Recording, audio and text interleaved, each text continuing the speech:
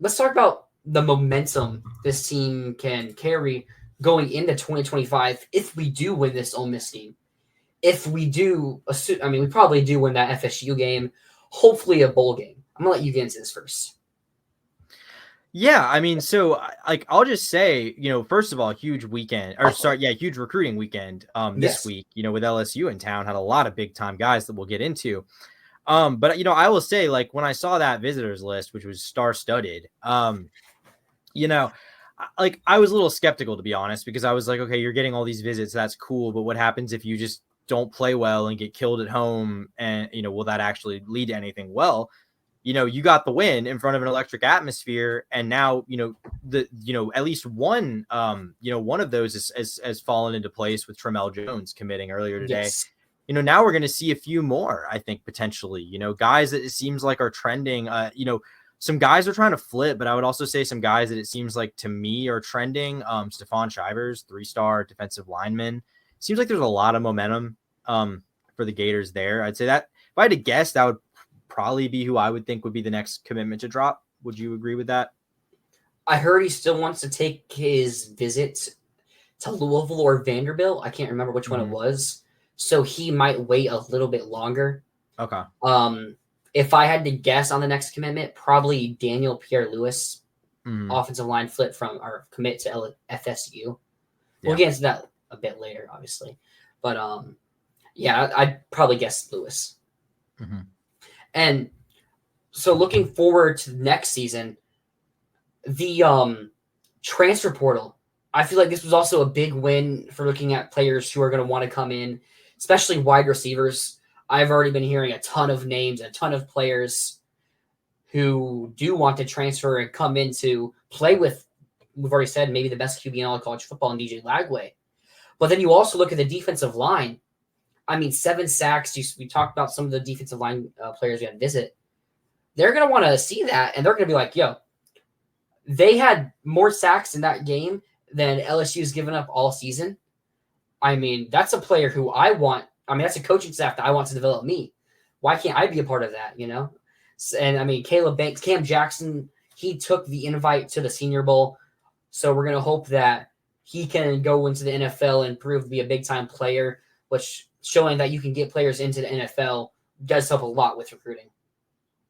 Yeah, 100%. And I think, talking about like the momentum you have the opportunity to build here at the end of the year, like, I think that, like I said, like I've been pretty outspoken. I'm critical of Billy. I still have questions about Billy, but I do think you have a really potentially interesting opportunity here in these last few weeks because, while it's not the standard to lose 5 games in a season, which they already have, I think, especially if you can find a way to win on Saturday. I think beating FSU, you just kind of have to assume that's a given because all the good feelings are out the door if you lose to 2-9 FSU. Can't let that happen.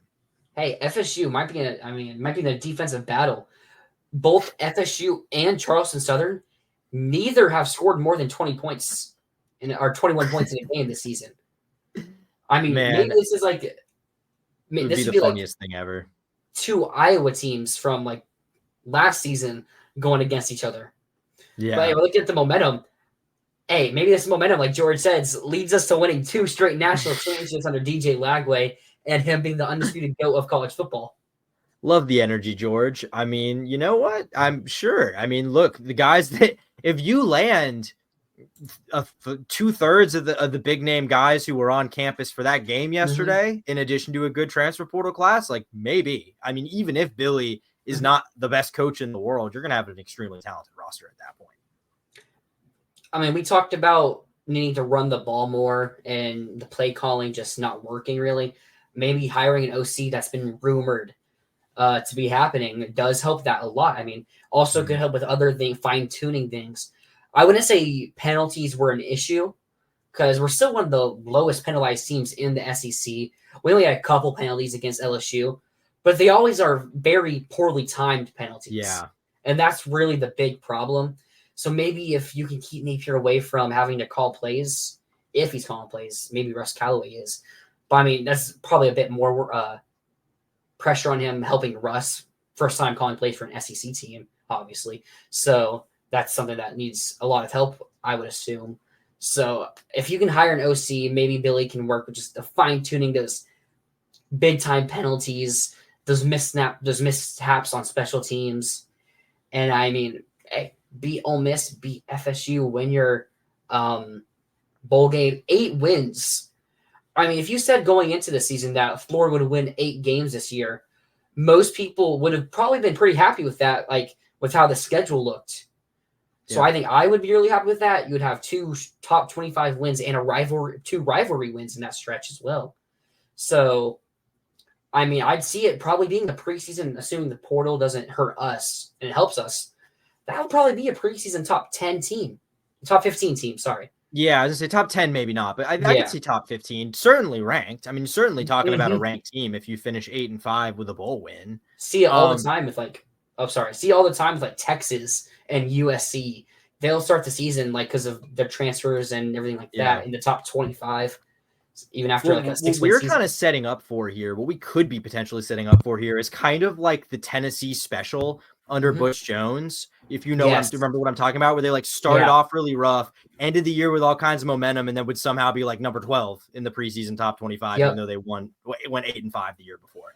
That's kind of where I think Florida could be at here, because at the end of the day, if you like beat Ole Miss and you beat FSU convincingly and you win a bowl game, because I would assume you're not going to have serious opt-outs in a bowl game because you don't really have a lot of draft prospects on this team. And assuming none of those big names hit the portal.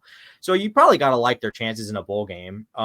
So if you can get that kind of momentum and go 8-5, it's pretty easy to be like, okay, getting absolutely demolished by Miami was probably a bit of a outlier, or at least not representative of what this team was at the end of the season. I think you could. So we talked a lot about the bye week in previous shows being where the team took that next step.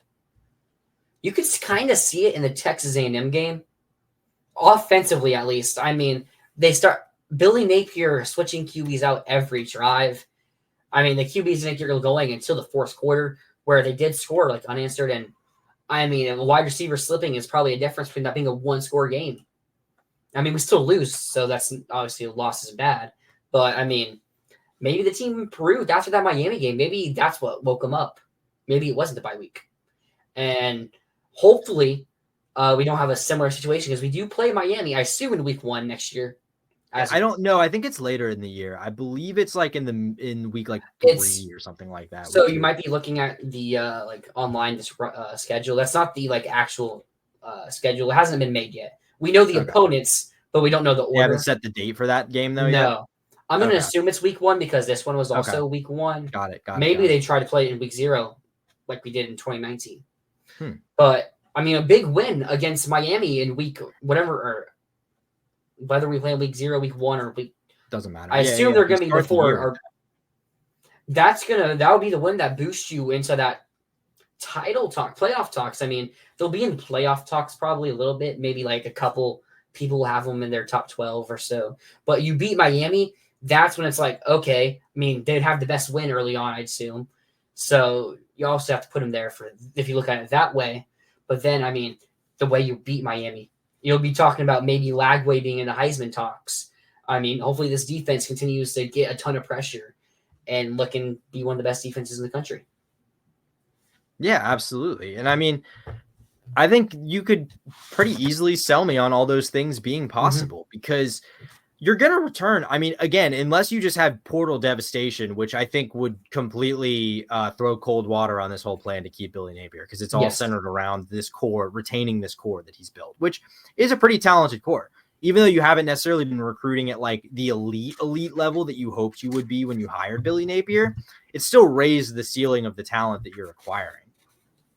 DJ personally, I mean, I think there's something to that. I think I just, listening to him talk post game, like I've covered this team for a while. I've listened to like post game press conferences for a while, like listen to quarterbacks talk. He definitely just has an energy and a confidence to him that not many guys carry, and certainly not many guys that Florida's had in the last 10 or so years.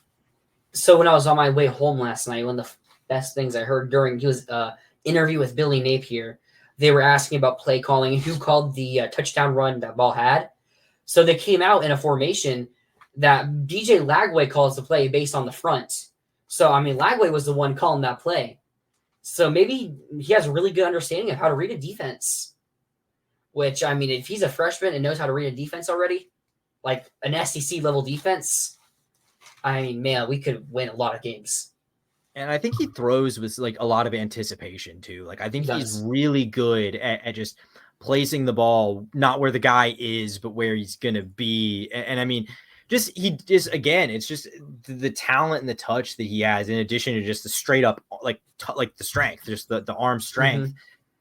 Like it really is tantalizing. Like it's like, what can this guy do when he's actually comfortable within the offense, and you're running a system that's completely optimized and geared towards what he's able to do? Because that's not really what you're seeing right now. You're seeing a true freshman sort of just learn on the fly and kind of, fly by the skin of his teeth, and it's working. Well, we're obviously ready to make our predictions for 2025, so way too early predictions for that season. So I have us winning the championship. What about you?